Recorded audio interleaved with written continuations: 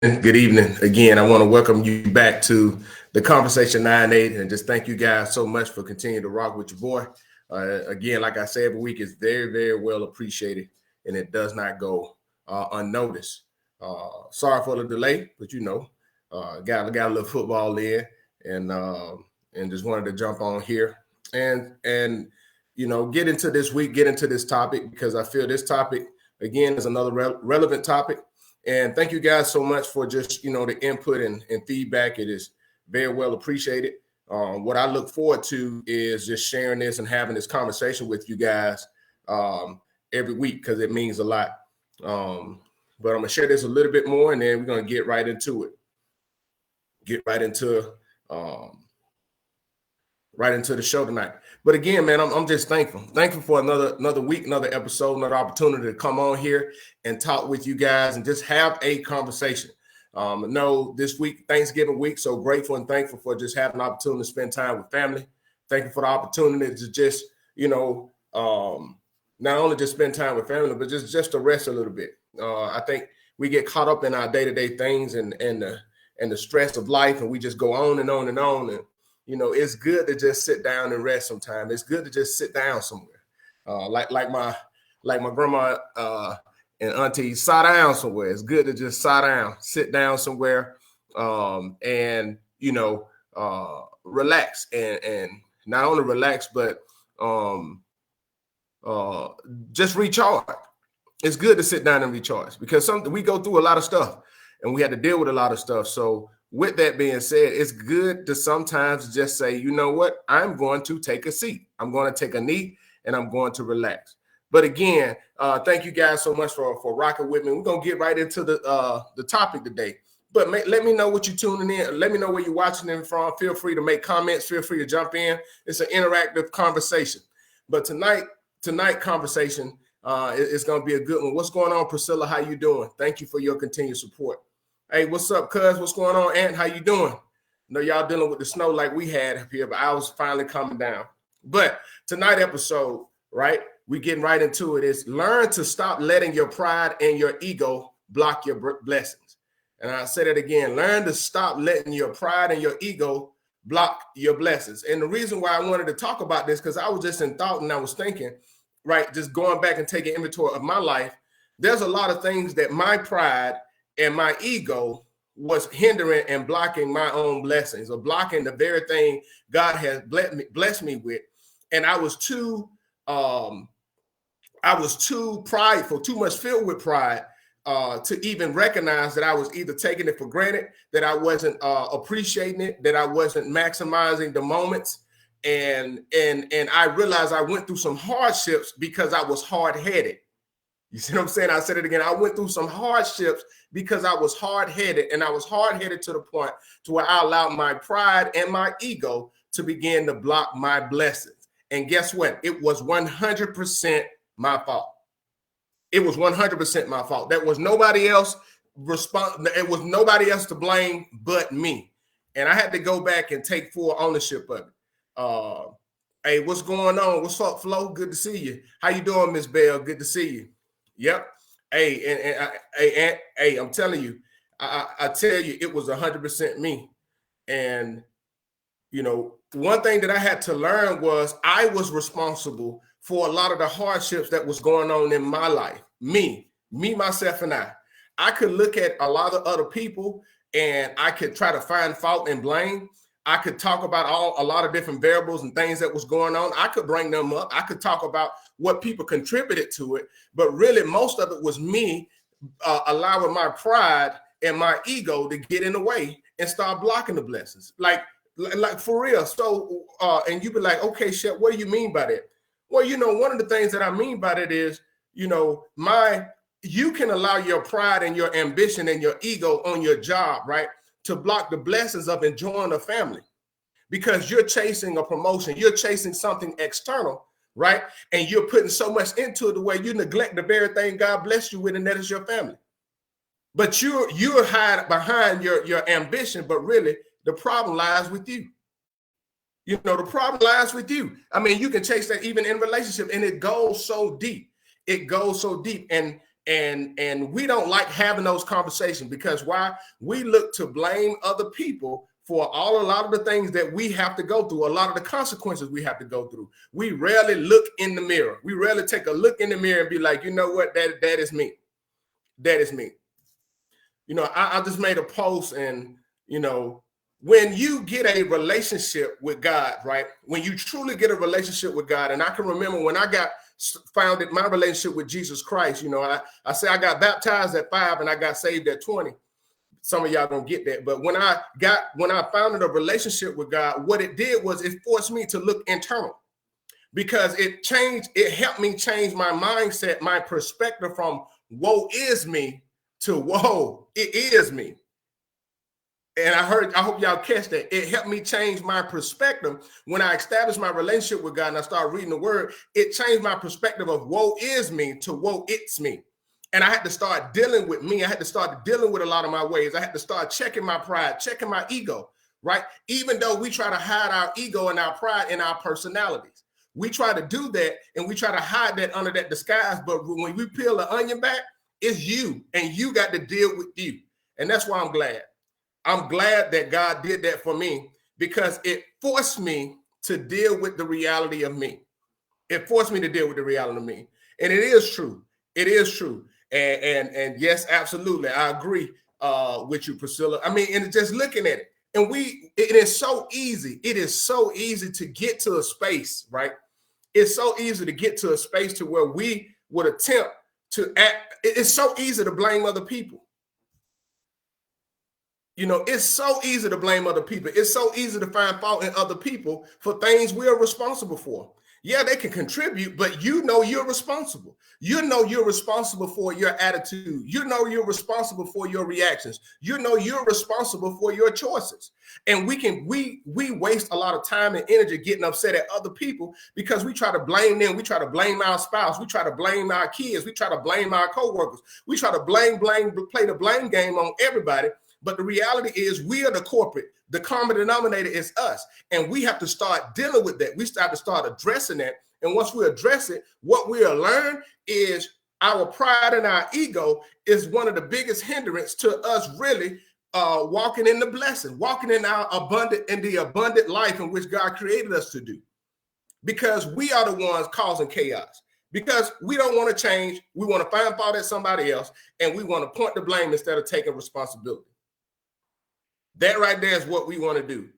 My mama said the greatest lesson is to learn is my enemy is my enemy. So I must devote my energy to change the enemy to lift me. And I like that. I talked about that in one of my songs. My enemy is my enemy. Shout out to Des Moines on that one. I took that one from him. And Priscilla said, it's so easy to blame someone else. It is. It's a cop-out. Listen, think about this, right? We can go back to Genesis when God gave the word and gave the instructions, right? And this is the symbolic of it. This is a symbolism with it. And going even back to Genesis, and we can use this as a reference. God gave Adam and Eve the instructions, right, to not to eat from the tree of the knowledge of good and evil, right? But they did that. And when God came back, instead of Adam taking ownership, when sin entered the world, Adam didn't take ownership for his disobedience. He blamed God. It's the woman you gave me. And even going back to the beginning of man, we can see our natural nature of want to not take accountability for our actions and point it and blame it on somebody else when we are the ones that clearly made the decision. We are the one that clearly made the choice to do wrong, but we don't want to take responsibility of it, and we want to blame somebody else. And a lot of times we blame God, just like Adam did. We blame God for that, but it's 100% on us. 100% on us. 100% on us. Yep. And Priscilla said, I must be accountable for me. Yes. Anthony said, Adam blamed women that God gave him. Yes, but think about that, right? That's a natural thing. Think about how natural it is to blame somebody else. If we just sit down and be honest, right? If we sit down and be honest.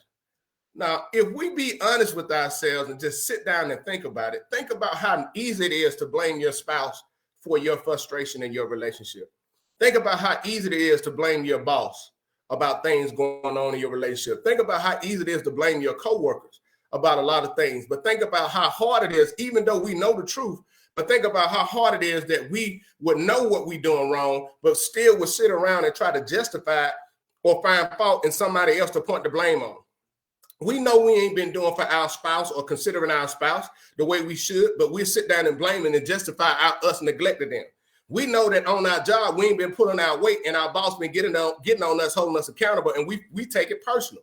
We know, you see what I'm saying? And that's what we naturally do.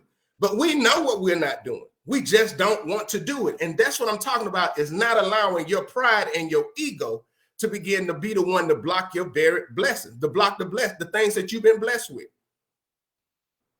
Why? Because it's so easy to allow it to come in. Like the Bible said, pride comes before destruction, right? And you think about pride, and we try to put pride as if it's this big old puffed up thing. We try to make pride be like this big old thing to where, it's a big movie, like something written on them for a movie screen. No, pride is simply saying, pride is saying, you're wrong, but you ain't gonna apologize. So instead of you just saying, hey, look, I apologize, I was wrong, you'll just go on like nothing happened. And then you'll try to blame it. You'll try to justify it by saying, well, I just grew up that way. That's how it was in my house. So it ain't, so what? I saw this post and I'm glad somebody shared it. It's funny how people can act as if that they are blunt, and they use that, they try to act like that's their personality. Oh, I just tell it like it is. I'm just blunt. You know what I'm saying? I'm just raw. No, what it is you're insensitive, right? And you're very sensitive, because most of those people that are like that cannot take what they dish out. And they try to use that as a justification to be disrespectful, right? It ain't about what you say, it's about how you say it. And one thing I had to learn is like with me, I got a very strong tone. I'm just country. I'm loud. I got a voice that carries, right? And I had to deal and work with me on my tone and my delivery, because guess what? Just because I was in my head thinking that it wasn't coming from a hurtful or harmful place, the way that it was delivered was hurtful and harmful. And I had to check me. I had to deal with me. I had to look myself in the mirror and say, Robert, you need to change. You need to do better. I had to do that. I could have continued to try to justify that and say, oh, they just sensitive. Oh, they just can't take it. No, I was wrong. I was wrong. And this is one thing that we had to realize, right? This is one thing that we had to realize when we sit down and think about it, right? There is nothing that would justify you doing wrong. It doesn't matter if the intent is noble. It doesn't matter if the intent is good. It does not matter if the intent is to be helpful. If you deliver it wrong, if you deliver it in a disrespectful manner, if you deliver it in a harsh way, right? You have now contaminated the very thing that you trying to help somebody with. It's almost like you're taking food and putting poison on it and to try to give it to somebody hungry and try to tell them they should be happy that they getting the food. No, you're responsible for that. You got to take ownership for that. You can't just be nice, nasty, and then try to justify it off somebody else, because most of the time that's rooted in our pride and our ego. Because our pride to just say, oh, that's how it is. I'm just going to do it how it's this. I'm just going to tell it like it is. And our ego be like, well, you know what? They just need to take it. No, you dead wrong. And you can block your blessing doing it. Many times we do block our blessings. And Anthony said we're scared to blame ourselves for everything. Yes, we are. We are more afraid to deal with to face ourselves. And I am going to say blame ourselves, because we know what we're doing wrong. We just don't want to face ourselves. Because, let's just, the truth be told. Truth be told is we know exactly what we do wrong. We know when we do somebody wrong. We know that. Nobody had to tell you if you're doing somebody wrong. Two things that happen. One, when you're doing somebody wrong, either you get to a point where you don't care or you don't respect the individual anymore, so you just don't care how it impacts them. Or the other one, right, we just get so self-consumed that we don't even consider the other person. It becomes all about us. But the other side to it, you know what you do wrong. I'm telling you, we know as parents, many of us have been parents, and we know that we've been wrong with how we handle the situation with our child. but we allow our pride and our ego not to let us go back and apologize. We know we've been wrong with our spouse for how we handled something or how we said something, but we won't go back down in humility to say, I'm sorry, it was on me. We know we be wrong on our job for not doing what we're getting paid to do, but then want to get an attitude when somebody come and hold us accountable for doing it. We know it. We just don't want to change. We know it. Priscilla said, that doesn't make it right because that's how you grew up. Stop normalizing what is wrong.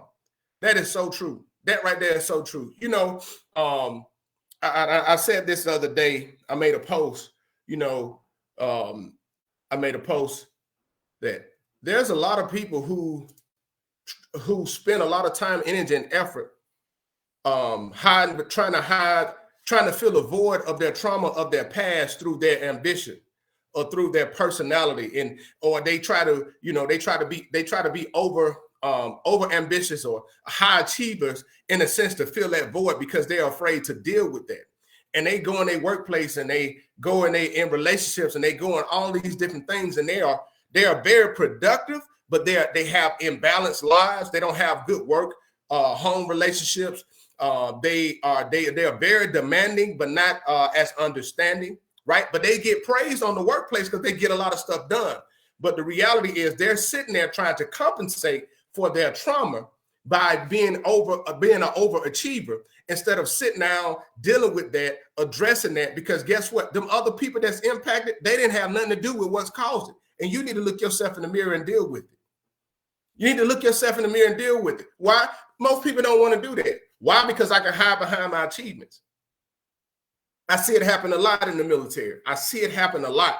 You know, people will come in, they will go hard, they will dedicate so much of their life to the military because that achievement and you can get promoted, you can get accolades, you can be have a professional reputation as if you're somebody that make it happen, and you can build a good career off of that.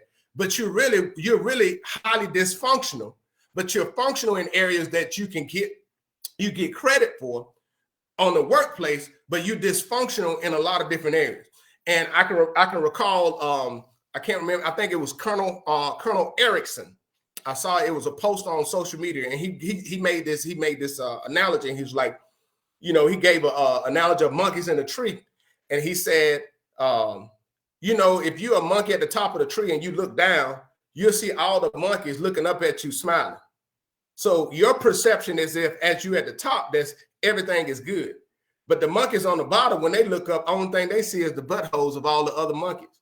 And I like what he used with that analogy, because in many times they work hard to get to the top, but then they don't even recognize that the people under them feel a certain type of way because of what they're demanding. And they're doing it not from a place of that they're trying to make it better. They're trying their healing, or they're trying to fill the void from them maybe being neglected in their childhood, or may come from a dysfunctional home. So they make up in their mind that I just got to go hard in the pain and I got to be successful. But what they're not looking at is I'm pushing this to fill a void that I'm not willing to deal with. But they have to deal with it. And people do it. And not just in the military, but people do it. People do it every day. You got nurses that do it. You got teachers that do it. You got people you got factory workers that do it. And you have people that do that, man. They get in relationships, they get in families, and they perpetuate that dysfunction, trying to fill it with a void for not dealing with it, right? And that right there, a lot of that is allowing your pride and your ego. God will give you people in your life to be there to help you, but you don't even want to deal with your pride and ego and how it's impacting you on your day-to-day walk. And with the people in your life, you don't even think about that. You'll begin to block the very thing that God blessed you to have. You'll begin to neglect your own family. And it'll lead to families being destroyed, lead to a lot of different things that we never would sit down and say, hey, you know what? I was responsible for that. I was responsible for that. You know, it's so easy, man. It's so easy to try to find fault in somebody else. And I can remember I made a post a while back, a few months back, and I asked about, you know, this people would be transparent about their experience with divorce, right? And I had a guy I went to college with. He came on. He was like, man, look, I can admit that I was more committed to my job, and that led to an imbalance in my relationship. He owned up to it. And it's so powerful when you do that. But guess what? It's always the other person. You talk to some people now, it's always the other person. Always other person. I mean, and these are things that impact people. Like, and I'm going to use this as I'm going to use this as an example. But these are things that impact people on so many different levels, right? There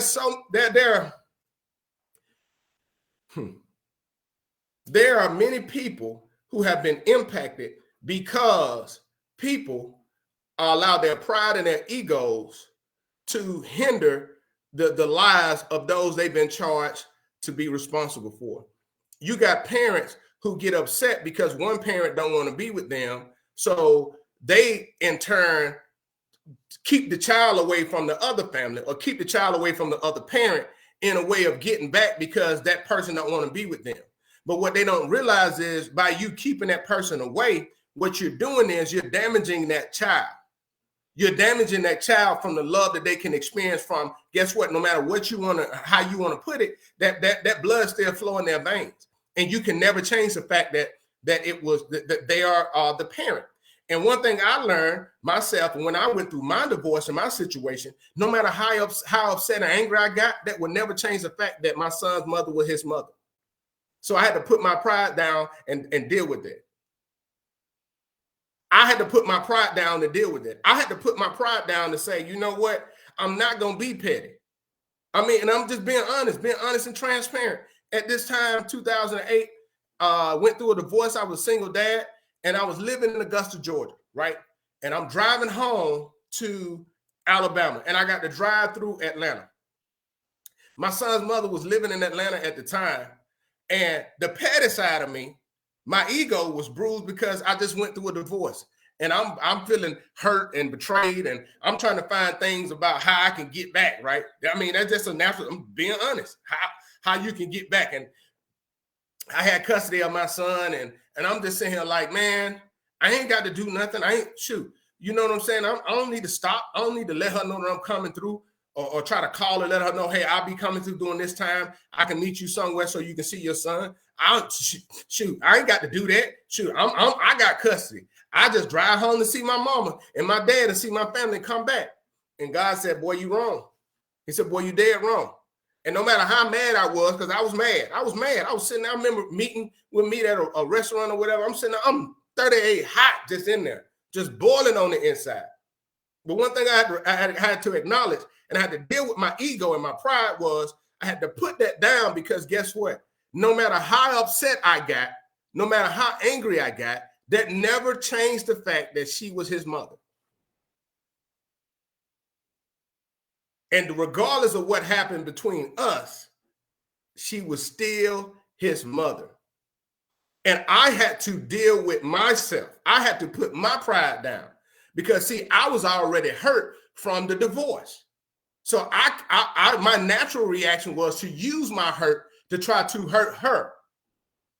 But I said, I'm not going to allow me to use my son in a way to get back to hurt his mama.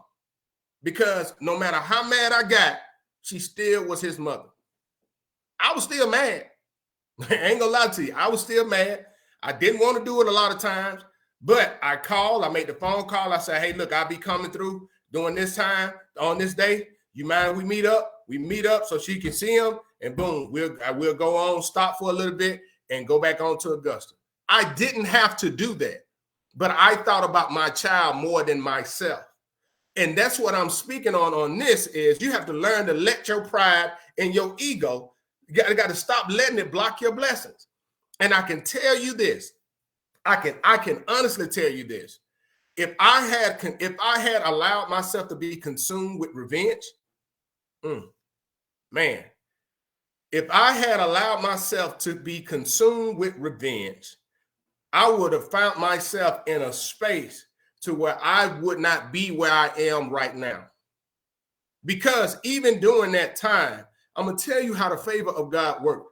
Because I was obedient in that, and I made myself do something that I didn't want to do, but I knew it was the right thing to do. I killed my pride, I killed my ego, and allowed my son to go see his mother, even though we had just gotten divorced, even though I was angry, hurt, and destroyed on the inside. Even though I was dealing with this dysfunction, even though I was dealing with a lot of different things. But because I dealt with me and I dealt with myself, dealt with my pride and my ego, what I began to learn is God began to open doors for me on the other side. God opened up a lot of blessings for me because I was obedient to him during that time. And I ain't gonna lie to you, right? I'm not lying to you. That thing was not easy. And I'm not just talking from a space to where, you just, just pray about it and say a few hominas and all. No, that thing wasn't easy. It was a process. And I had to go back and forth. Like I had to use wisdom. I'm telling you, God would give you wisdom. He would give you things to keep yourself straight, keep yourself out of trouble. And I wouldn't even plan on talking about it. Listen, somebody needs to hear this. Somebody needs to hear this right now, right? Somebody needs to hear this. Be careful with trying to get revenge on your own. Because the only thing you're doing is you are setting yourself up to drink poison, and you're going to die for the same poison that you're trying to set for somebody else. The vengeance is mine, said the Lord. Yes, in that process, it's not going to be easy. Yes, in that process of you forgiving somebody, or you have the legal right, to do something to get back, but God doesn't give you a peace about it.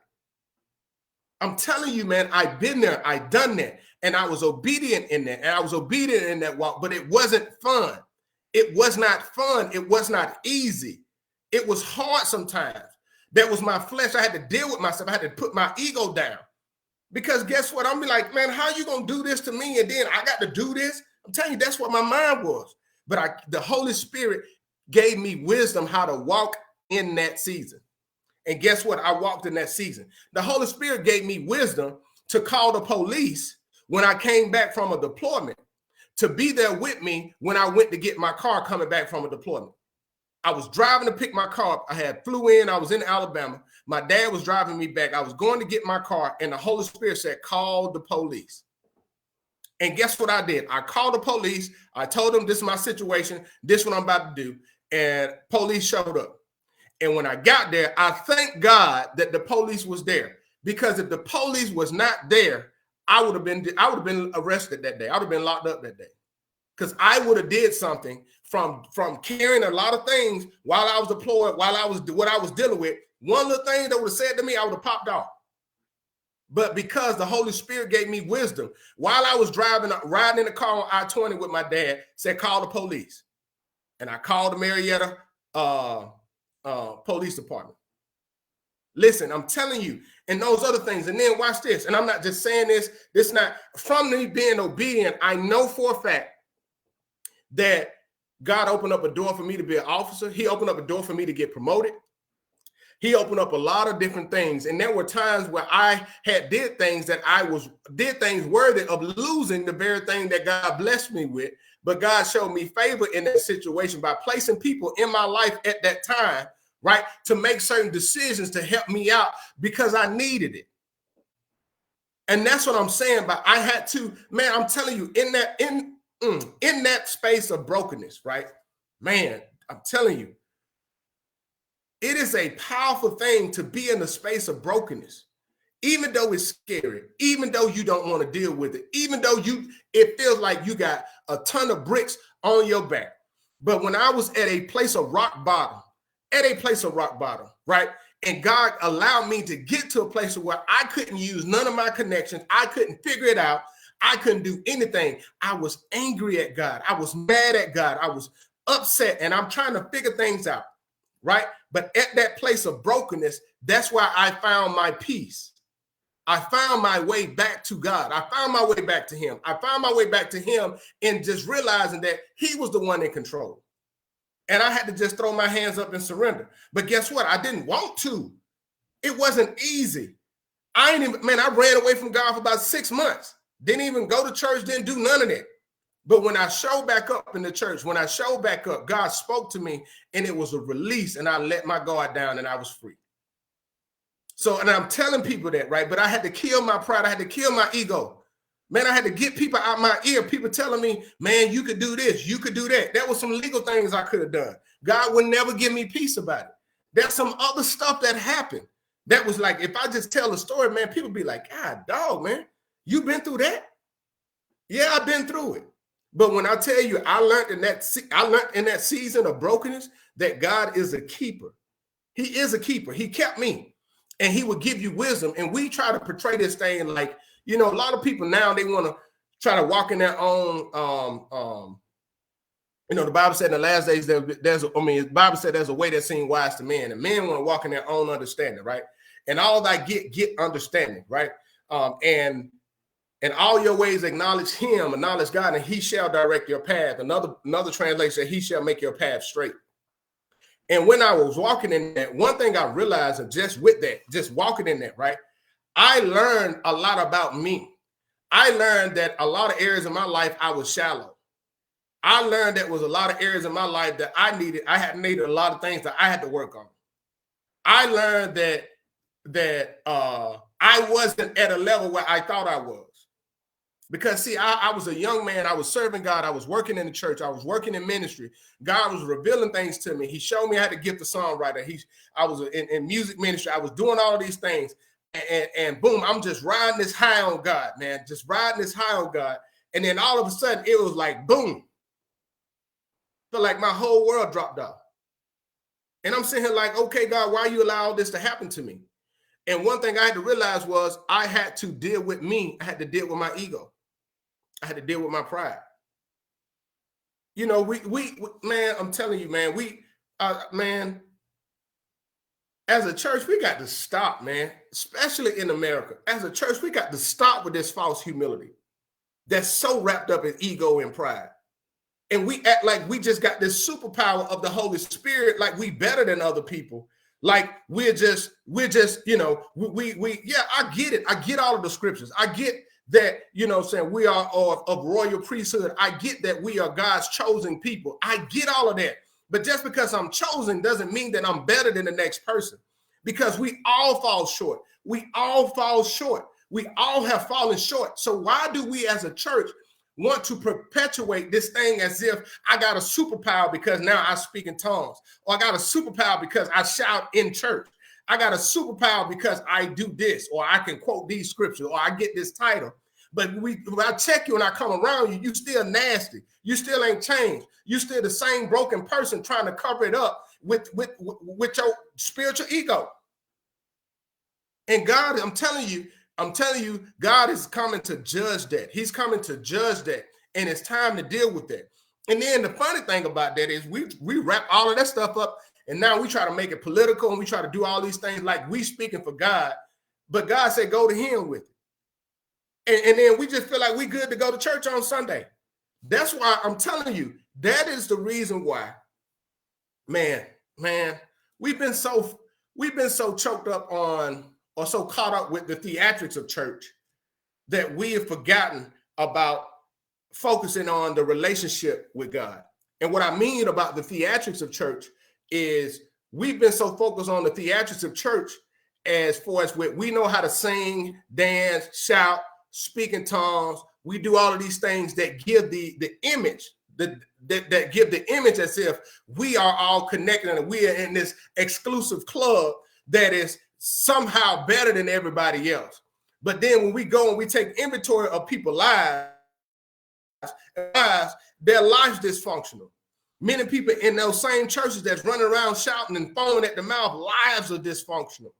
Things aren't even going right. But then guess what? They want to act as if they're better because they do, and to feed their own ego, but they don't work on being or living out what the scriptures say and being representatives of Christ. They don't. They get caught up with these titles. They do things they aren't supposed to do.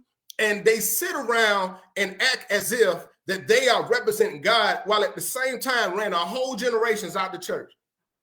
Because people my age, in their 40s, late 30s, early 30s to their late 40s, they don't want no part. A lot of them don't want no part of the church because what they saw growing up, because your audio didn't match your visual. Your audio didn't match your visual. Miss Jeanette Green said, it's not easy getting beyond the brokenness, but can be done with God. Yes, it can. It's not easy, but it is necessary. My cousin said, God lets you go through things to build your character and confidence so that once one season comes, you got the knowledge to get through it without sinning. And Priscilla said, let your life be your testimony. Live what you believe and what you talk about. And with that, I'm just saying, just being authentic, man. Like, really be authentic. You know, one of the things I recognize, and it's kind of rubbed me wrong, and I'm speaking about the church, right? That we have lost our authenticity. We have lost our authenticity as a church because we spend so much time in a performance or entertainment role. And because we are not tapping into our authenticity, right, we manipulate people with our gifts and the things in which we're gifted with, and we associate that and we tie that with a lot of emotional stimulation, and we act as if that right there is the formula, right? Because people continue to come to the church. So that's the formula that we represent God. But there's people that will come in there and we'll pass judgment on them just by how they look or how they dress. But we got people that have been through what these folks going through, but we don't want to speak up to let people know that, hey, you know, now you got these hats and these dresses and these suits on, but you can't tell people what the real deal things that you've been through or what you're dealing with now in silence, that you just don't want to come forward and say, hey, look, just be real and authentic with people and tell them your testimony. You ain't got to God. I'm telling you, and I'm not talking about that you tell all your business, but it's some stuff. I'm telling you, it's some stuff. It's some stuff that you know you've been through, and God will send people around you so you can bless them. That's why God brought you through it. And I can realize, I'm telling you from experience, when I went through what I went through with the whole divorce thing, I'm telling you, man, I can remember literally sitting there crying, like literally in tears, crying like, God, why me? Why me? And the Holy Spirit kept saying, why not? I'm like, man, what you talking about? Bro, what you talking about? Why not? And I was like, but now I can thank God because it's a reason why I had to be broken. It's a reason why I had to be hurt. It's a reason why I had to go through what I went through, because guess what? 12 years later, I'm sorry, not 12 years later, 14 years later, when I look at this, 15 years later, when I look at this, I'm able to talk about these things and these emotions and that emotional roller coaster of healing, the emotional roller coaster of being broken, the emotional roller coaster of dealing with trauma and have to forgive and walk in that forgiveness. Even though you're wounded, still walk in that forgiveness. Even though you don't feel it, still walk in that forgiveness. Even though you want to give up, still walk in that forgiveness. Even though you want to punch that person in the face for doing you wrong, still walking in that forgiveness, because I had endured it. And God gave me the grace to endure it, to be able to talk about it right now. So as we have in these conversations, if it's helpful, that was my why I had to go through it. Even though if I had the chance to choose to go through it at the time, I would not have gone through it. I wouldn't have. You can sit here and I can sit here and try to lie to you guys. Oh man, I would have been like, if I known what I had to go through, no, sir, not doing it. I'll still serve you, but no, I'm not doing that. Not today, Lord. I love you, but not today. Not today. And that's getting to that space where I talk about learn to stop letting your pride and ego block your blessing. You know, many of us already have the things that we already have our blessings in our hands, but we don't realize that we are allowing, or we are letting our pride and our ego to become a barrier in between experience the fullness of those blessings. Your pride and your ego is destroying your marriage. Your pride and your ego is destroying the relationship with your kids. Your pride and your ego is the reason why you about to get fired on your job. And folks looking at you and be like, you say you're a Christian? No, because your pride and your ego. You got to deal with you. Check you at the door. Check that person in the mirror. Put that person in check. Let that person know who really running this thing, right? Don't allow your pride and your ego to continue to build a prison around you that make the lives of those next or close to you miserable. All while you feeling like you good because you don't want to deal with you. Man, you got to deal with you, man. You have to deal with you. You got to deal with the reality of you. You got to call yourself out. You need to call yourself out. You got to call yourself out and say, hey, look, man, you wrong. You got to call yourself out and say, hey, look, you dead wrong. You got to deal with it. I'm telling you, just deal with it. And it's and like I said before, right? It's a process, and I understand it's a process, but you have to learn to stop letting your pride and your ego block your very blessings. Listen, man, I'm telling you, don't be that person living with regret because you ain't appreciate what you had. A lot of people lose a lot of good things because they don't appreciate what they have. They lose it, and when it's gone, man, that's when they realize, like, dang, man, I had it good, but I ain't appreciated when I had it because of my pride and my ego. You complain about your husband all the time. You complain about your wife all the time. You complain about that job, or you complain about this person. You complain about that boss, but you don't realize that boss was preparing you for what God had for you in the future, but you was too prideful and your ego was too big that you walked away from the job and didn't get the training that you needed, that God was preparing you for your elevated position. But because you left prematurely, right, you allowed your pride to block the very blessing that God was setting you up for. You know, pride, I would tell you this, man. Pride is, and I use this, I said this before. I said this before, and I'm going to say it right now. There's an acronym that I have for pride. And pride, the acronym that I have for pride is personal reality intensified through a destructive environment. A personal reality intensified through a destructive environment. And what I mean by that is, destructive emotions. Destructive emotions. And I'll say that again. The acronym that I have for pride is personal reality intensified through a destructive emotion. And the reason why I say a destructive emotion is because pride is an emotion. And it's an emotion that is so easily manipulated based off of how our feelings. And a lot of that is rooted on a selfish root, a thing that's selfish, right? Because pride wants to be puffed up, that ego wants to be puffed up, and we become self-centered, and everything becomes about us. So, and it's an emotion that is destructive because it destroys everything around us. But within that pride, right, it leaves us peaceful. And I want y'all to look at it like we got blades all around you when you're walking in pride. Everybody else is getting cut, but you sitting right in the middle and you good.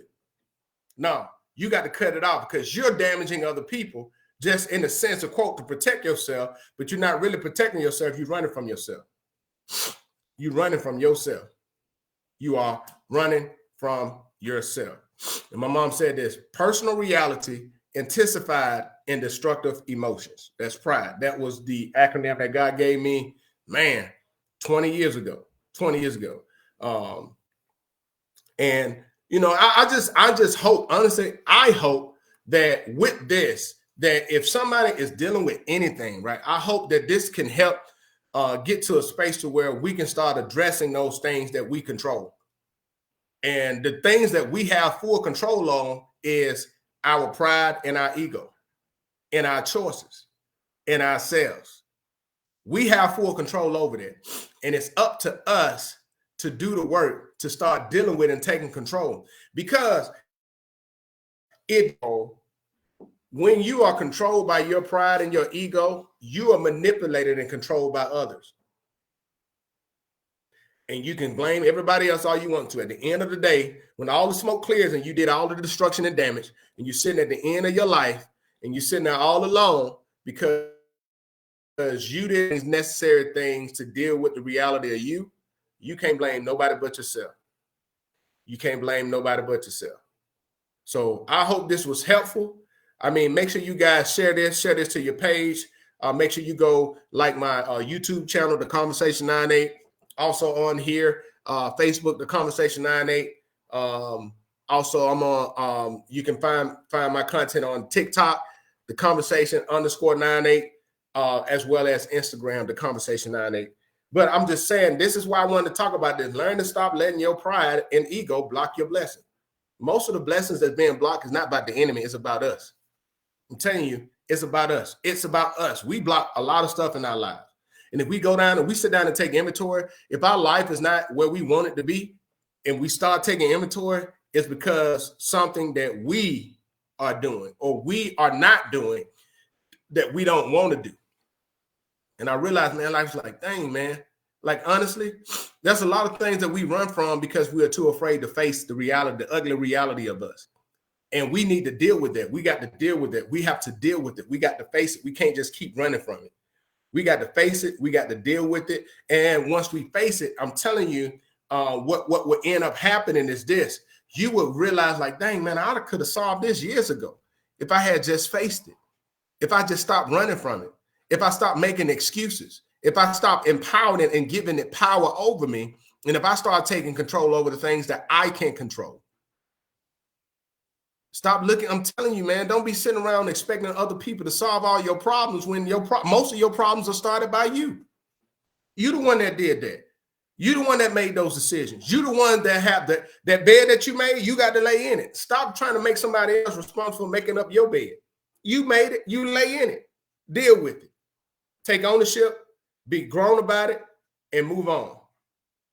And I pray that you guys have a blessed and wonderful day. Thank you guys so much for rocking with me with episode 115.